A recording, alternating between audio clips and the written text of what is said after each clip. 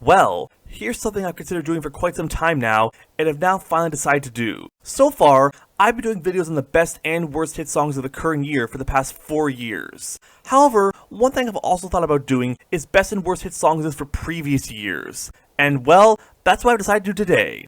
I'm throwing it back and talking about the best hit songs of 1999.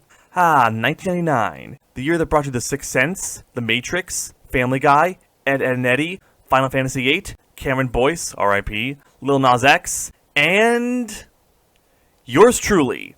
That's right, this was no accident. I chose the year 1999 to do a best hit songs list on for a very special reason. As of the day this video is premiering on my YouTube channel, by the way, shout out to everyone watching this during the premiere at 3 p.m. Eastern on May 1st, 2024, I'm officially 25 years old. Oh, by the way, yes, I was born the exact same day SpongeBob first aired on Nickelodeon. Thank you for noticing. It's also the exact same birthday as YNW Melly, the Murder on My Mind rapper. How's that for coincidental? Anyway, what better way to celebrate my 2.5 decades of existence than by talking about the best hit songs from the year I was born? So, that's what I'm here to do. By the way, in case you're wondering, no, I'm not going to be doing a worst hit songs of 1999 list because, 1, I want my birthday celebration to be positive, and 2, there actually weren't that many bad songs that made the 1999 Hot 100 year-end list. While I was listening through all the eligible songs and writing down the ones that struck me as particularly good and bad for the best and worst list as I always do, the bad list didn't even have 10 songs on it. 1999 was a pretty good year for mainstream music, so I honestly don't even have enough material for me to do a worst hit songs of 1999 video for. That being said, if you're genuinely curious, the number 1 worst hit song of 1999 is Summer Girls by LFO. An embarrassing song with some really cringeworthy nonsensical lyrics like Chinese food makes me sick or Billy Shakespeare wrote a bunch of sonnets, some incredibly dated pop culture references, and some really bad faux rapping. Also for good measure, the number 2 worst song of 1999 is Can I Get Up by Jay-Z featuring Ja and Emil, and the number 3 worst is Hard Knock Life Ghetto Anthem by Jay-Z. That being said though, even though there weren't that many bad songs on the 1999 Hot 100 year-end list, there were a lot of good songs. Like seriously, 1999 was a really great year for mainstream music.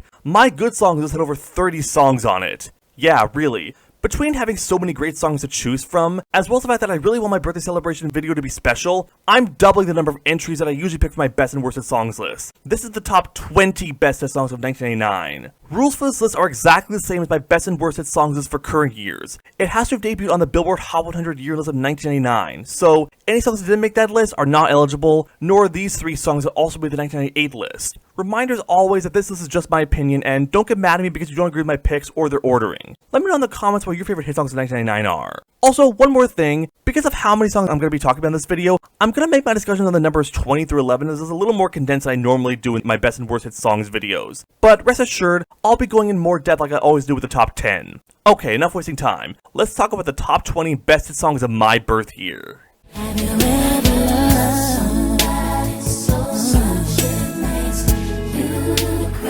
So, to kick this list off, we got one of several R&B songs to make the 1999 Hot 100 year-end list. I'll get to a couple other R&B songs later on the list, but let's start off with this pleasant jam, Have You Ever, the 3rd single from Brandy's 2nd album, Never Say Never. It's a pretty pleasant R&B song, with lyrics asking if someone has ever fallen for someone and or isn't sure how to express their feelings for them. It's pretty standard for this kind of R&B slow jam, but it still manages to be a pleasant listen. I love the slow beat, piano, guitar strums, and the fact that it managed to avoid sounding too saccharine. Despite the love song cliches you'll hear in the lyrics, I don't really think it detriments the song. And of course, Brandy is a really great singer. I love her soft, heavenly voice and her vocal harmonizations, especially on the chorus. She really sounds like someone who's in love. Even when she does start to show a little more power in her vocals, it doesn't sound out of place from the song's overall soft timbre. And the lyrics basically asking, have you ever done this, makes it seem like she's indirectly asking her crush if they reciprocate her feelings, or perhaps asking a friend for advice about what to do about being so head over heels in love, and how she can properly express her feelings to her crush. Well, I'll tell you what you can do, Brandy. Sing the song to him.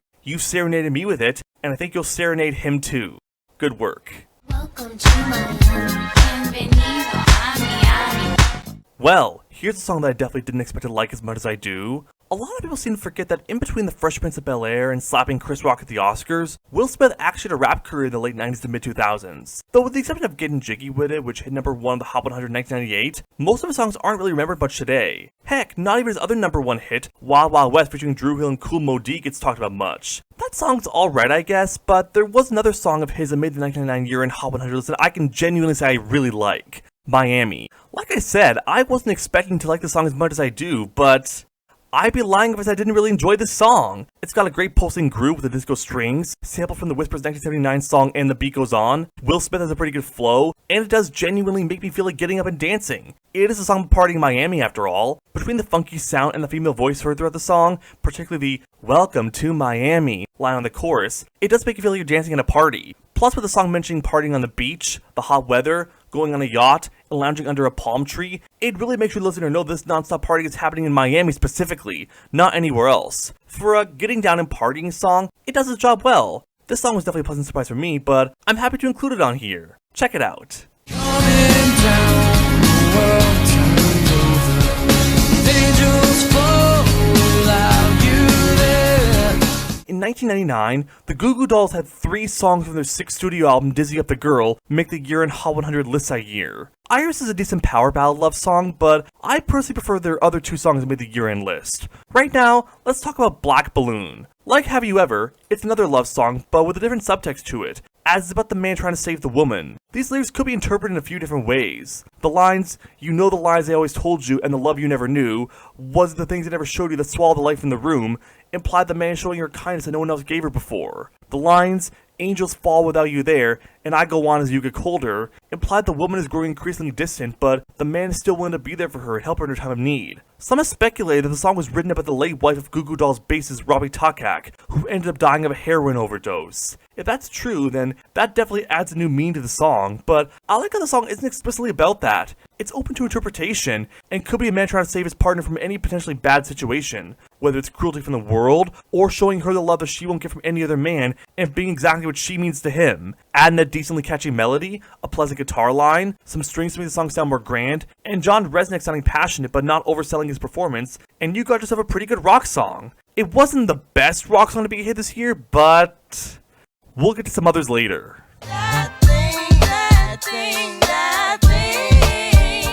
Well, here's the universally critically acclaimed song entry on the list, and one that I'm sure some people would put way higher. Don't get me wrong, despite being fairly low on the list, I do like Doo Wop That Thing. The instrumentation is very fun and upbeat with the piano, horns, and drum beat, and it does a great job of combining R&B, hip-hop, and doo-wop, hence the title of the song. Then we have Lauryn Hill, who's a great singer and rapper with a really good flow. I definitely prefer her to most of the female rappers that are charting nowadays. This song definitely shows that she could hold a song on her own without the rest of Fugees. In fact, the layered vocals on the song make it seem like there's a group singing it. Then there's the lyrics, with the first verse talking about girls who are only into guys with money and give good sex, and the second verse about guys who don't care about their partners and don't support their children and even commit domestic violence. And on the chorus, following both verses, Lauryn Hill warns the opposite sex that some guys or girls are like this, and are only interested in that thing. It's very well written, and it has a good message. Girls, there's more to a man than what's in his pants and bank account. Guys, treat your girls right and support them and the children you have with them.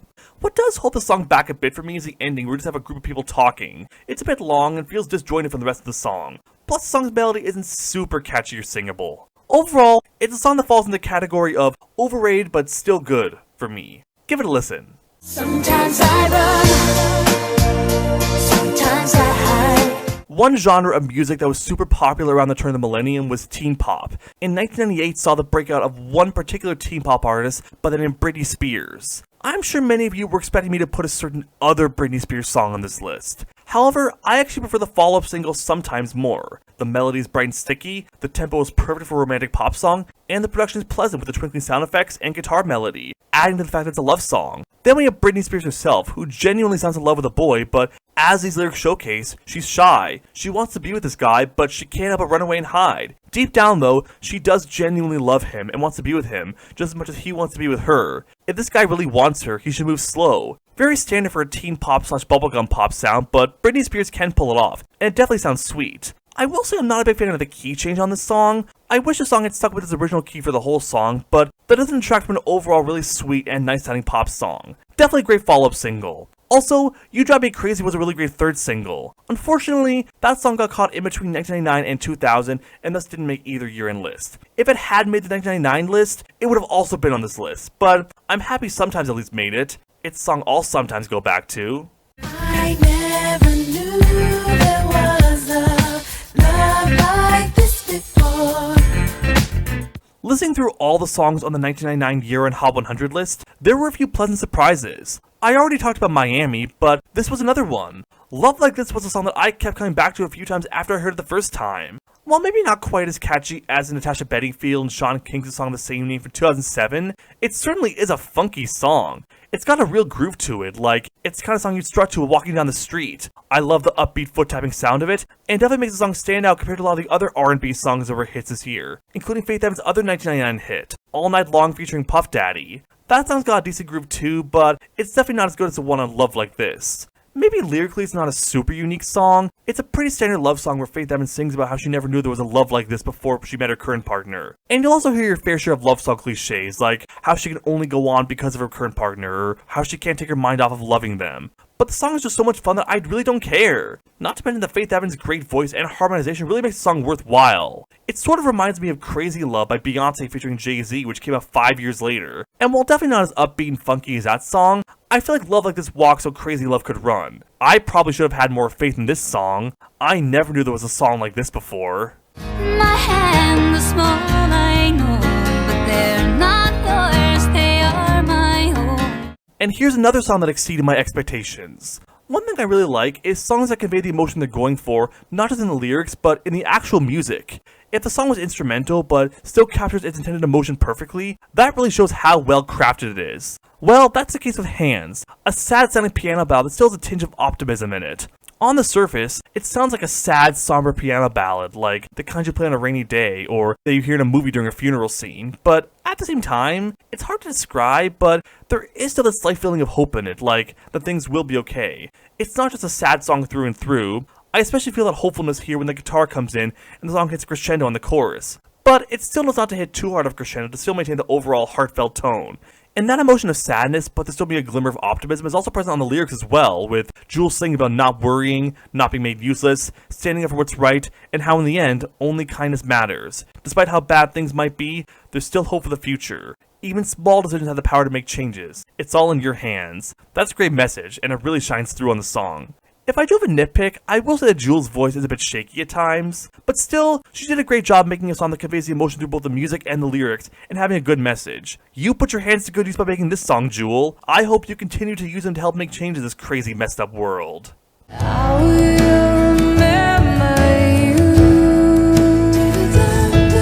you. And here's another great piano ballad, and hey, it's by a Canadian artist. You all know I'm a sucker for Canadian music. Not only that, but this is also a song that I'm already well acquainted with. My parents used to play the live version of I Will Remember You a few times as a kid, so it's a song I definitely remember, no pun intended, from my childhood. I should emphasize that for this list, I'm talking about the live version of I Will Remember You from Sarah McLachlan's 1999 live album Mirror Ball, not the original 1995 studio version that played during the credits of The Brothers McMullen. It was the live version specifically that became a hit in 1999. It's one of the rare instances where a song's live version is more popular than the studio version. I will say that I do prefer the original 1995 version. Live recordings do have the issue of obviously being done in one take, and thus lack the polish that studio versions have. Plus, you do have the cheering in the recording, particularly at the beginning and end, which does kind of take me out of it. Also, the live version is over a minute shorter than the studio version, as McLachlan ended up skipping the first verse in it. That being said though, the live version does still carry over most of the good elements that the studio version had. Sarah McLachlan is a great singer, the melody is pleasant, the song manages to not sound boring or dull despite the slow tempo, and the lyrics about not forgetting someone that you love and all the great memories you have with them sound very nostalgic and sweet.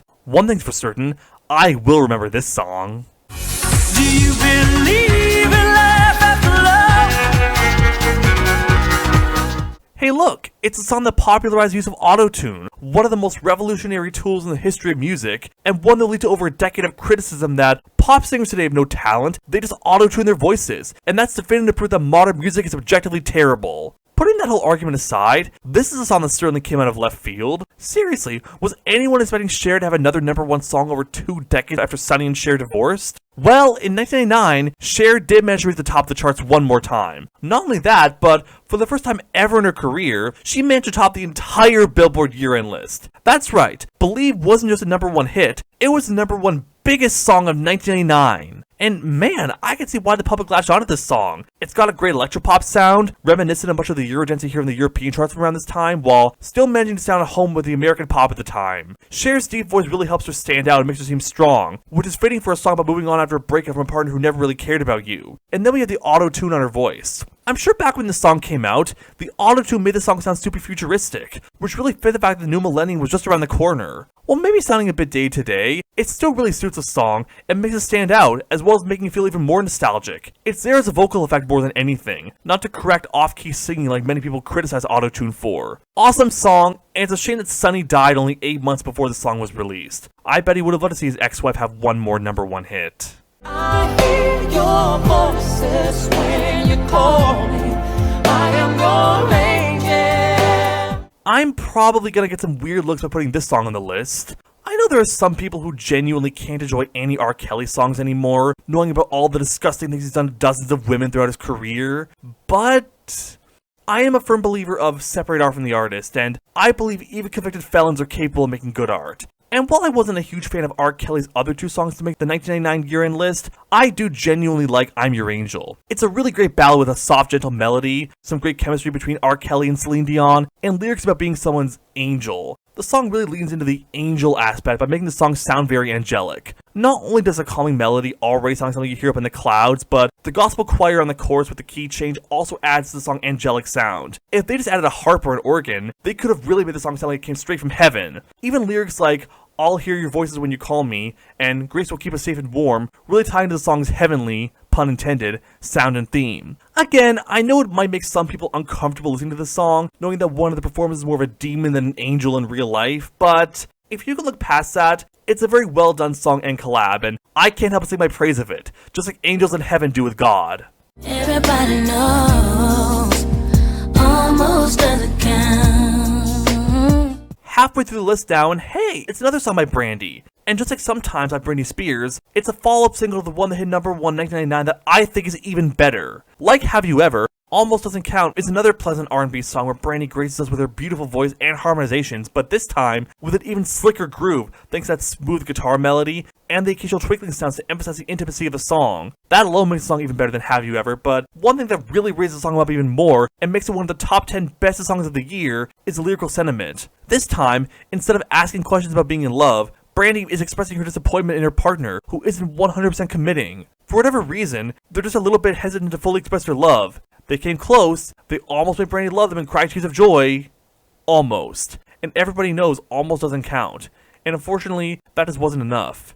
Not only are there fewer love song cliches here, but it's also a very nice, letting you down easy sort of song. Brandy is looking for someone who won't hold back when it comes to loving her, and who gives it their all, not almost their all, but it doesn't come off as mean or lustful. She's not kicking them to the curb or dumping them because they don't give good enough sex. She just wants someone who gives her all their love. She's not really being selfish. She just wants someone who doesn't hold back when it comes to showing them their love, and this person just didn't. She can't keep on loving them with one foot out the door, and she can't give them even more than all that she's already given. There's no point of sticking around with this person if they're not giving her all they have, so she might as well leave and try to find someone new while she still can. Brandy also says at the end of the song this person may come running back from this cruel world. Maybe she'll still be here when they come back and still see her around. Maybe not. It opens the door for this person to possibly have a second chance at loving her again and do better this time, but no guarantee. That's a really great sentiment that manages to come off as understandable rather than petty or dismissive, and it gives the person Brandy's letting go of a lust for the future. If you love someone, give them your all. Don't halfway commit, give them all your love, not almost all. Otherwise, you might just end up losing them, just like how you lost your last partner.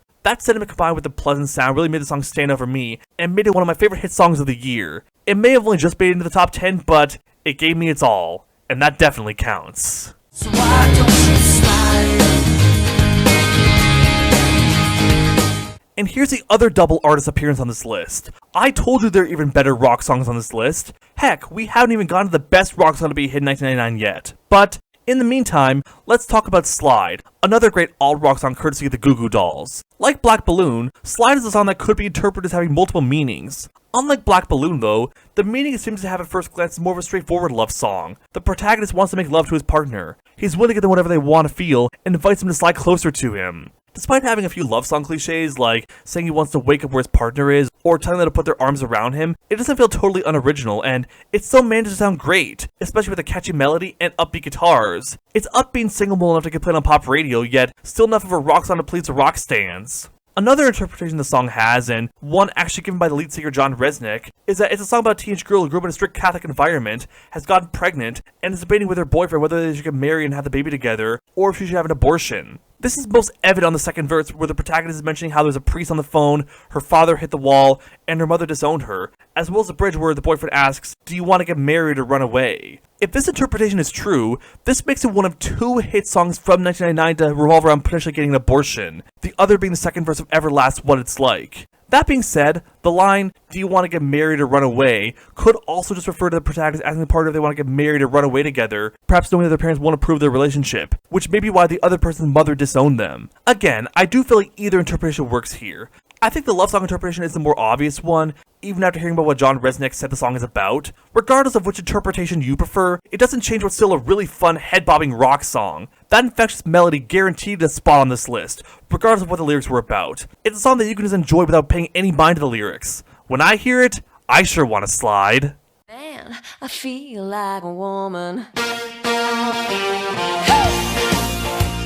In 1997, Shania Twain released Come On Over, one of the best-selling albums of all time, and one that really put Shania Twain on the map as a country music icon, even if there is debate as to whether or not the album should even be considered country. That's a conversation that certainly hasn't gone away over 2 decades later. But anyway, Shania Twain had 3 singles from Come On Over make the 1999 year-end Hot 100 list. All 3 of them are pretty good, however, my personal favorite is Man, I Feel Like a Woman. Like her previous single from the album, That Don't Impress Me Much, it's an upbeat poppy song that doesn't really sound all that country, but I don't really care because the song is just so much fun. I love the guitars here, especially that catchy riff you hear throughout the song. That electric guitar solo on the bridge, while not the best guitar solo I've ever heard, is also pretty good. These guitars definitely help to give the song a bit of an edge to it. The vocal melody is also really catchy, and I can't help but bob my head and or tap my foot to it. Also, like That Don't Impress Me Much, the song changes its key for one part of it before reverting back to its original key. That temporary key change definitely helps the song to stand out, and also manages to sound natural within the song. Given this is a song about female empowerment, and just having a good night on the town, the upbeat sound with a slight edge definitely makes sense. She and a group of other girls are gonna dance, let their hair hang down, and do whatever they want because tonight's their night. She's gonna scream and shout, act a little out of line, wear a man's shirt and short skirt, and even color her hair if she wants to. After all, like she says, the best thing about being a woman is the prerogative to have a little fun. No one's gonna tell her she can't. Of course, she's not doing anything too dangerous or stupid. She's just enjoying a fun night with her friends and not worried about having to act like a proper lady, or fall into the stereotype of how a woman should act, especially a country lady. In that sense, this song could be seen as pretty progressive. But at the same time, it's not being overtly feminist. It's just trying to be a song about having fun, enjoying a night out. I might not be a woman, but I sure have a lot of fun when I hear this song too. Suffice to say, Shania Twain definitely succeeded in making a fun night out on the town song. It almost makes me want to come along with her. When I hear it, man, I feel like getting up and moving. Silver moon sparkling, so kiss me. Well, here's the second highest song on the 1999 Billboard Year-End Hot 100 list to make my list, and the only song in the top 10 of the list to also be in my top 10. What can I say? There was some really stiff competition this year. So, let's talk about Kiss Me, a really solid love song about wanting your partner to kiss you, hence the song's title. Despite the familiar territory for a pop song, barring the kiss me part, it doesn't really have any love song cliches in it. Not to mention that the song manages to make the most out of being a love song by not only sounding very sweet, but also creating a really great atmosphere surrounding it. The song really gives off the setting of a summer night. The key, guitar melody, and harmonica on the bridge sort of make it sound like it's a campfire song, like it's a song made by a couple or small group around a campfire in the backyard or on the side of a trail on a night in July. And I definitely think that's what the song was going for. Even lyrics like, "Kiss me beneath the milky twilight, leave me out on the moonlit floor," or "Strike out the band and make the fireflies dance, silver moon sparkling, give me that calm summer night feeling of being out camping and seeing the trees all around you, the clear sky and full moon up above, and fireflies flying all around you." Even the line, "We'll take the trail marked on your father's map," gives the impression that the two people in love in this song are out hiking or camping on a summer night. Like Hands, it's a song that manages to give you that specific image not just in the lyrics but in the music too. Honestly, I actually got that impression of it being sort of a campfire song the first time I even heard this song, before I really paid attention to the lyrics. That's how you know this song definitely succeeded in the atmosphere it was going for. It sort of reminds me of Fireflies by Owl City or Shooting Stars by Bag Raiders, which are two other songs that also give me that summer night feeling. Although this song has a much more romantic subtext to it than either of them. It may not seem like it, but a summer night outside can be a romantic place. I can just imagine a guy playing a guitar near a campfire, with his girlfriend wearing his hoodie sitting next to him and leaning on him as he sings a song. Even though it's actually a woman singing the song, it works from the perspective of any gender. Honestly, there's really not much more I can say about this song. It's just an incredibly sweet, well-made love song. If you're ever out with your friends camping or outside with a fire lit on a summer night, try playing this song. Not necessarily on your device or speaker, I mean playing it on the guitar and singing yourself. It'll fit in with the atmosphere perfectly. If I was with a girl who was playing and singing the song in that particular setting, I'd certainly want to do what the song says and kiss her, and I'll be damned if you wouldn't want to as well. I'd sure miss you, and I don't wanna miss a thing. One of the biggest hit songs of 1998 was Aerosmith's I Don't Wanna Miss a Thing, a breathtaking power ballad made for the film Armageddon that would end up topping the Hot 100 and become Aerosmith's biggest song of their entire career. Well, right at the end of 1998, that song got covered by country singer Mark Chestnut, and like the original song, it would also become a hit. Not quite a number 1 hit, but a top 20 hit at least. Unlike the original song, which was a hard rock power ballad, Mark Chestnut's cover has a bit of a gentler sound to it, starting with the piano and strings before the twangy guitars and drums come in. This cover also moves the song into a new key to make it sound a bit more romantic, for the lack of a better word. It's clearly trying to be more intimate and emphasize the love song lyrics more. While definitely not as huge and orchestral as the original, I actually think it still fits, considering it is a love song after all. Also, just like the original, we also have some great harmonization here. It sounds like there's a woman singing behind Mark Chestnut, which also fits with it being a love song, since that could be the protagonist's partner. Thankfully, it doesn't completely shave off any and all rock as the original had though, as it does still hit a crescendo on the chorus, albeit definitely not as hard-hitting as the one in Aerosmith's original, and it's even got an electric guitar solo in the outro right before the fade-out ending. Both versions sort of work in their own way. It works both as an 80s glam rock style power ballad and as a gentler country song. It gives the song a different sound that's still fitting and gives the cover a reason to exist beyond Mark Chestnut like the original song. That's the best kind of cover. Covers that give the song a different but still fitting sound. This may be a hot take, but I think this version of the song is just as good as the original, and I'm actually not sure which version I prefer more. I can definitely hear a good argument as to why either version is better. If I do have a nitpick here, it's a bit of auto-tune on the song. It's best heard right before the first chorus, but it's possible to use elsewhere on the song in trace amounts. It's a small amount to be sure, but it does make the song feel less organic, which kind of conflicts with it not only being a country song, a music genre that emphasizes tradition, but also the song being an organic love song. It doesn't fit here like it did on Believe, so Mark Chestnut's cover isn't perfect, but hey, neither was the original song. I could do that Steven Tyler's screamy voice toward the end of the song. So yeah, while I don't imagine nearly as many people will remember Mark Chestnut's cover of I Don't Wanna Miss a Thing as opposed to Aerosmith's original, it's a cover that I do genuinely think is on par with the original. Give it a listen. You won't want to miss it. A little bit of Monica in my life, a little bit of Erica by my side. You know how ever since 2017 with Despacito, there's been a ton of Spanish language music and artists crossing over into America and the English-speaking pop market? I call it the second Latin music craze. Well, back in the late 90s or early 2000s, we saw the first Latin music craze. Starting with Macarena, which hit number 1 in 1996, we started seeing a handful of Spanish language songs and Latin artists crossing over into the English language market, as well as a lot of English speaking artists incorporating Latin music elements into their songs, or even recording Spanish language versions of their songs. I think the first Latin music craze reached its peak in popularity in 1989, when a ton of Hispanic artists ended up breaking out that year. Ricky Martin, Enrique Iglesias, Jennifer Lopez, and Marc Anthony all ended up scoring their first Billboard year-end hits in 1999. And of course, I'd be remiss to not mention another Latin song that was a huge hit on the Hot 100 in 1999. Lou Bega's Mambo No. 5, A Little Bit Of. And damn is it a banger of a song. Sampling a jazz dance song from Perez Padra about 40 years before, Lou Bega spices it up by giving it some lyrics and a little bit of then modern production to update it, while at the same time making it still sound throwbackish. And that throwback sound still holds up 25 years later, though for a different aspect of the song. It's now a throwback in a nostalgic sense for a lot of people who grew up hearing it all the time around the turn of the millennium. It manages to combine the old with the new in a timeless way, while at the same time still giving us an incredibly fun song. This is definitely the catchiest hit song of 1989. The mambo sound of it, which isn't a surprise given the song's title and sample, record scratching sounds, and lyrics about dancing at the club and hooking up with women, really makes you feel like getting out of your seat and dancing. I dare you to listen to this song without at least tapping your foot or bobbing your head. I bet you can't.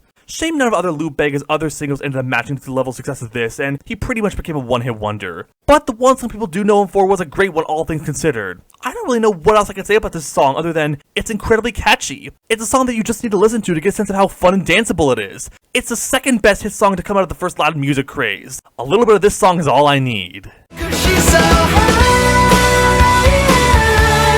high above me. She's so lovely. Hey look! look, it's another Canadian artist, and yet another song I was pleasantly surprised by when listening through all the eligible songs. In fact, this song was definitely the best pleasant surprise I discovered for this list. Honestly, I can't believe I'd never heard the song before making this video. Between Tal Bachman being a Canadian artist, this song hitting number 3 on the Canadian RPM singles chart, the main Canadian singles chart at the time, and the fact that it's a song from my birth year, this feels like a song I should have heard before. As far as I can recall though, going through my playlist of all the songs that debuted on the 1999 year-end Hot 100 list was my first time ever hearing it. And holy crap, I can't believe what I've been missing out on because it's an amazing song. I'm putting it at number 4 on this list for a damn good reason. I absolutely love the upbeat pop rock sound combined with a catchy melody. It gives the song a very sunny sound, if that makes any sense. It gives me the sense of someone frolicking in a field of flowers on a clear summer day and feeling the warmth of the sun shining down on them. If Breathless by the Corrs, which by the way is also a really great song, is any indicator, it's that I absolutely love songs that give me that imagery. It gives me a very warm, fuzzy feeling inside, and it instantly lifts my spirit. And that imagery also fits perfectly with the lyrics, being it's a love song about a boy with a crush on a girl, and how she's perfect and has the best of everything. But what could a guy like him possibly offer her? After all, she's so amazing in every way, and, well, he isn't. And he keeps telling himself that nothing's gonna happen between himself and her, and that he knows where he belongs, even when the girl actually willingly speaks to him. It could be interpreted that he's just trying not to get his hopes up, and is being self-deprecating because he doesn't think he's good enough for her. But as that third verse shows, he could in fact be wrong, and end up actually being with her after all. It comes off like, she's perfect and I'm not, what could she possibly want with an ordinary guy like me? Only to be pleasantly surprised when she actually does end up with him. That's what I give in the song at least. It's very humbling, and I really like that. It isn't just praising the girl for how pretty she looks. Honestly, even if the song had just been praising her for her looks, this song would have still landed on this list just for the awesome melody and instrumentation alone. But these lyrics really make the song even better. I would definitely consider this to be the most underrated hit song of 1999. Seriously, does anyone actually look back on the song or remember it? Despite being a top 5 hit in Canada and a top 20 hit in the USA, this is a song that I don't really feel like gets talked about much.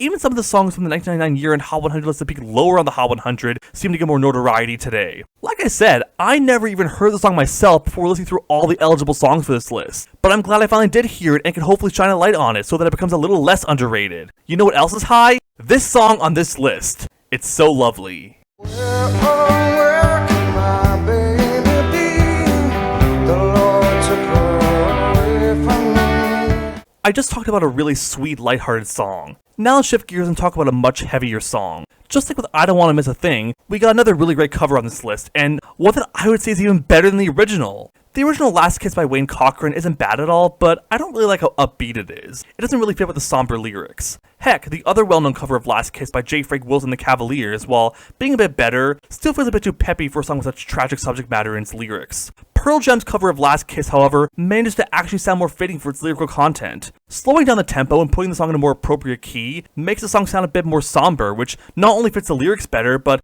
actually manages to make the song itself sound better. There's nothing wrong with a happy, upbeat song, see the previous song I just talked about on this list, but sometimes having a slower song can actually be better than an upbeat song. Having it be slower can actually make the listener pay more attention to the lyrics, which is important if its lyrics are supposed to be meaningful or tell a story, the latter of which is the case with this song. The lyrics are where the song really shines and brings the song to a whole new level of quality. It tells the story of a young man taking his girlfriend out on a date in his father's car, only to encounter a stalled vehicle up ahead. While attempting to swerve and get around it, they get into a car crash and are both knocked unconscious. The man wakes up in a rainstorm, injured and bleeding, with people all around at the scene of the accident. The girlfriend then wakes from consciousness too, and the two of them share one last kiss before the girlfriend passes out again. Permanently this time. Our protagonist then concludes that she's gone to heaven, and that he needs to be good for the rest of his time on Earth so that he'll go to heaven too and be able to see her again. It's a fantastic example of storytelling within a song, and you will know I'm definitely a sucker for songs with heartfelt stories. I'm sure to anyone who has lost someone they loved in a car crash, it hits especially hard. I also really like how Pearl Jam really helps to give a song a new perspective. The soft rock sound of it combined with Eddie Vedder's raspy voice gives it the impression that it's told by an older man telling the story of what happened to him and his late girlfriend decades ago. It really helps to add to the storytelling of a song, and helps to make it the best version of the song that exists. It's not a coincidence that this song was released as a charity single to aid the refugees of the cause of a war. What better song to raise as a charity song to help victims of a tragedy than a song about a tragedy? And while the number of people who died in the cause of a war far surpasses the one person who died in Last Kiss's story, it's still very fitting. It's a shame this song just missed hitting number 1 by one measly spot. But it did manage to be Pearl Jam's highest charting single, outpicking their previous highest charting single, I Got AIDS/Long Road by 5 positions. Couldn't have asked for it to be any other song. Fantastic work, Pearl Jam. Got the kind of loving that can be so smooth, yeah. Give me your heart, make it real, or else forget about it. Remember when I said that Mambo number 5, A Little Bit Of, was the second best hit song to come out of the first Latin music craze? Well, you're looking at the number 1 best hit song to come out of it. Just like Cher, we got another artist who was originally popular in the 60s and 70s, who seemingly out of nowhere had a massive comeback with the number 1 single in 1989. And I gotta say, I think it was a perfect time for Santana to have a comeback. After all, 1999 was the height of the first Latin music craze, so certainly there'd be an audience of pop listeners who'd love to listen to this Latin rock band. And to say that Santana's 1999 comeback was a success would be a massive understatement. Teaming up with Rob Thomas and Matchbox 20, we ended up getting not only Santana's first number 1 song on the Hot 100, yeah, surprisingly, Santana never had a number 1 song back in the 70s, but the first song in a string of collaborations throughout the next decade that would end up becoming hits in the Billboard Hot 100. Smooth not only shot at the top of the chart, but it also ended up becoming one of the most successful hits in the Hot 100 of all freaking time. For a long time, this was the number 2 song on the Billboard's Greatest of All Time Hot 100 Songs list, beat only by Chubby Checker's The Twist. And if it wasn't for the fact that it was caught in between 1999 and 2000, it would easily be the number 1 song of not only both 1999 and 2000, but the entire 1990s and 2000 decades. And it's not hard to see why the song was such a huge smash, because it's freaking amazing! Seriously, I don't even know where to begin when it comes to praising this song. It's an incredible song with amazing instrumentation, lyrics, and vocals. For a love song, it manages to not sound sappy or be full of love song cliches. There's so many memorable lines throughout the song that just stick in your head. Man, it's a hot one, like 7 inches from a midday sun, and it's just like the ocean under the moon. It's the same as the emotion that I get from you. And I gotta say, Rob Thomas fits on this song like a glove. His voice just perfectly fits with the upbeat Latin rock sound, and he really gives it his all with his vocal performance. Of course, he's not the only star on this song. Carlos Santana also managed to run away with the song. He's a magnificent guitar player, and every single guitar lick he plays just sounds magical and almost supernatural. He's just as much of a presence on the song as Rob Thomas, and isn't relegated to just being the guy with a guitar behind the singer like most rock songs. If this song had been an instrumental song without Rob Thomas, it would still be number 2 on this list. The instrumentation just sounds fantastic. It's upbeat and fun, and Carlos Santana's incredible guitar strumming combined with Latin guitars, drums, and horns just sound incredible. It's probably the best sounding hit song of 1999. Everything about the song just comes together beautifully. There isn't a single thing about it that I don't absolutely love, and I can see why this song ended up becoming one of Billboard's biggest hits of all time. It truly is fantastic, and worth every bit of praise it's gotten from critics and audiences. Despite that though, I didn't put it number 1 on this list. There was another song that made the 1999 year-end Hot 100 list that I liked even more. Before I get to what could possibly be better though, let's talk about some honorable mentions. Just like how I doubled the number of picks from the list from 10 to 20, I've also doubled the honorable mentions from 5 to 10, so let's quickly go through them. Give me a sign. Hit me, baby, one more time. Like I said, many of you are probably expecting this song on the list proper. Well, Baby One More Time is a pretty good song, but I did feel like there were 20 other songs that made the 1999 year-end list that were better, including the aforementioned follow-up single. Don't get me wrong though, Baby One More Time is a pretty decent teen pop and bubblegum pop song, and one that would help put Britney Spears on the map as a pop princess. Unfortunately, it doesn't really do much to stand out or make a big impact on me, so I couldn't quite justify putting it on the list. Still decent song though. I'm a genie in a bottle. You gotta rub me the right way. And here we got another debut single that ended up hitting number 1 on the Hot 100. And I will say that Christina Aguilera definitely made a better first impression than Britney Spears did. The tune is a lot more danceable, the sexual undertones of the lyrics make it feel more racy, but still appropriate enough to get played on pop radio. And of course, Christina Aguilera is an incredible singer. She has a lot of personality, and really manages to sell her performance and image as someone who's been on the more raunchy side of teen pop than Britney Spears, and can certainly belt a tune with those pipes. Of course, Christina would go on to make even better songs, and show off her incredible voice in other songs. But her debut was still a nice introduction to her. No, I don't want no scrub. A scrub is a guy that can't get no love from me.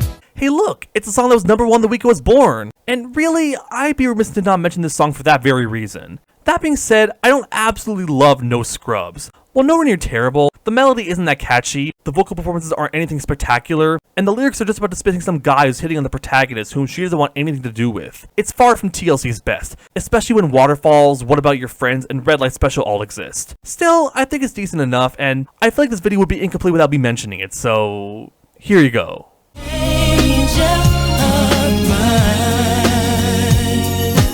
This song honestly just missed the list. It was actually near the bottom of the top 20 for a little while, but I decided I liked a couple other songs just a bit more. I'll be honest, I actually prefer the original version of Angel of Mine by British R&B group Eternal a little bit more. The breathier vocals, harmonization, and original key suits the love song lyrics better. If that version of the song had made the 1999 year-end list instead, it would have likely made the list. Unlike the previously mentioned covers of I Don't Wanna Miss a Thing and Last Kiss, Monica's cover of the song doesn't really do anything new to make it stand out against the original, aside from unnecessarily changing some of the lyrics, and most of the things I do like about Monica's version are because of the original. Still, it's not a bad cover or song by any stretch.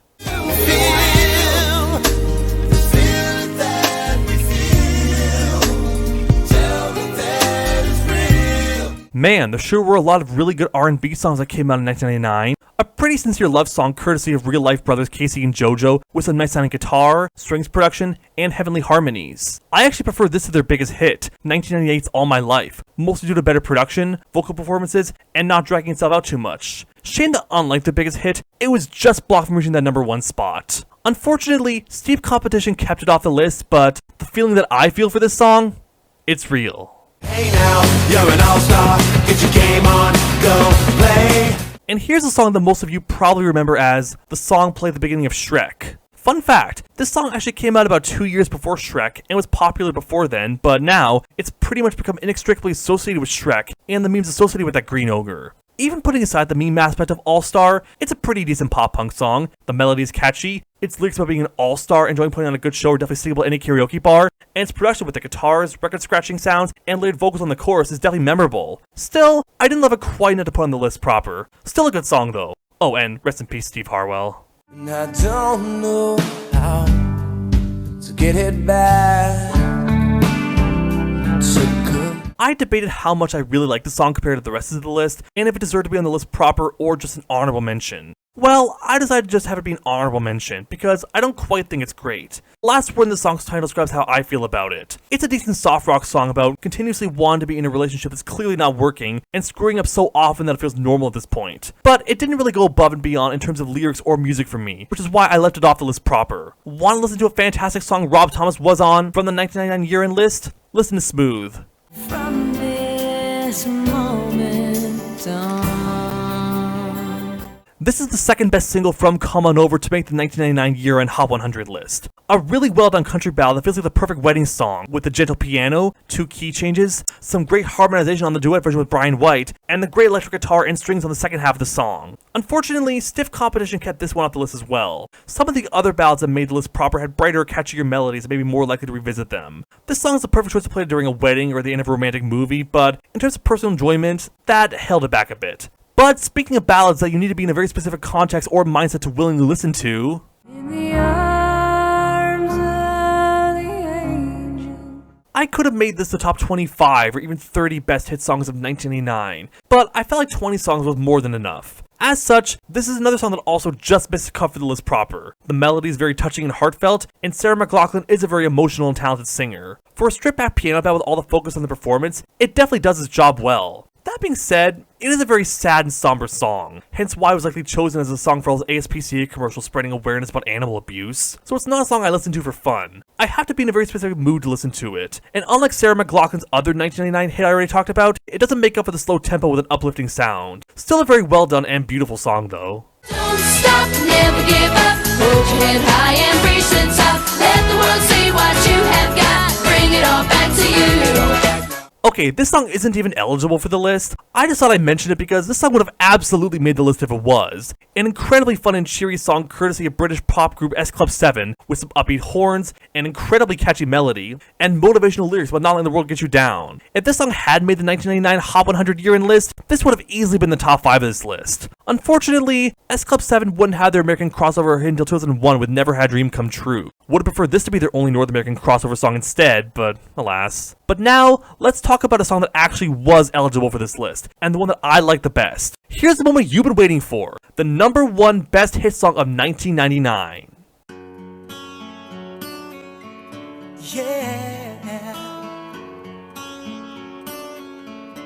Tell me why I never wanna hear you say I want it that way. Some of you probably saw this coming. This is a song that damn near everyone loves. It's widely recognized as the Backstreet Boys' signature song, despite not being their highest charting, strangely enough, and it's been hailed as one of the best pop songs of the entire 1990s. And I wholeheartedly agree. It's number 1 on this list after all, and it's here for a reason. I knew before I even listened through all the eligible songs that this would be my number 1 song on the list, and that assessment didn't change after listening through all the eligible songs. To be honest, I don't really know what I can even say about I Want It That Way that hasn't already been said by every other music critic. It's just an incredibly pleasant, well-made pop ballad. The vocal performances from the Backstreet Boys are great, the melody is catchy, its lyrics about wanting to be with someone despite physical distance sound sincere, it manages to not be overly sappy or saccharine, and it strikes a perfect balance of not sounding so slow that it's boring, but also not too fast as to be overly peppy. Not to mention that it's also got one of the best key changes I've ever heard in a pop song. There are some songs that have had key changes I think would have been better if they kept the original key throughout the song and not had a key change, like the aforementioned Sometimes by Britney Spears, but this is pretty much the opposite case. This song wouldn't have been as good if it didn't have a key change. It sounds fantastic, just like the rest of the song. Maybe from a musical standpoint it's not quite as impressive or artistically well made as Smooth, but I honestly think that's okay. It's not overly complex or groundbreaking, but it doesn't need to be. Like many other songs I've talked about on this channel, it's one that can be summed up as simple but effective. I'll admit that just like with I Will Remember You, this is another song that I have some nostalgia for. Not only do I happen to own Millennium, the album the song is from, on CD, but my dad is also a big fan of the Backstreet Boys. This song, as well as Long As You Love Me, were the 2 songs from them that he played the most when I was a kid, so it's definitely a song I'm well acquainted with, having heard quite a few times throughout my childhood. Honestly though, even taking off my rose-colored glasses, this song would have still topped the list even if I hadn't grown up with it for all the reasons I previously mentioned. It's a truly iconic song, and as the one song from this list that's probably going to stand the test of time the best. Like with Smooth, there is nothing I don't love about this song, and I'd be hard-pressed to find anyone who doesn't also think the song is fantastic. Just hearing that guitar intro at the start of the song makes me feel fuzzy inside, knowing that the next 3.5 minutes of my life are going to be great. Maybe this choice was predictable, but it was the right one. It's the number 1 best hit song of 1999, and I Want It That Way. And that is the top 20 best hit songs of 1999. Thank you so much for watching, and making my 25 years of being on this planet a little brighter. Let me know in the comments if you want me to do more best and worst hit songs as for previous years, and if so, what years I should do them for. And don't forget to... Hey Simeon, it's time for cake and presents. Come on. Oh, right, well, I gotta go. Here's to another 25 years of life. See you next time.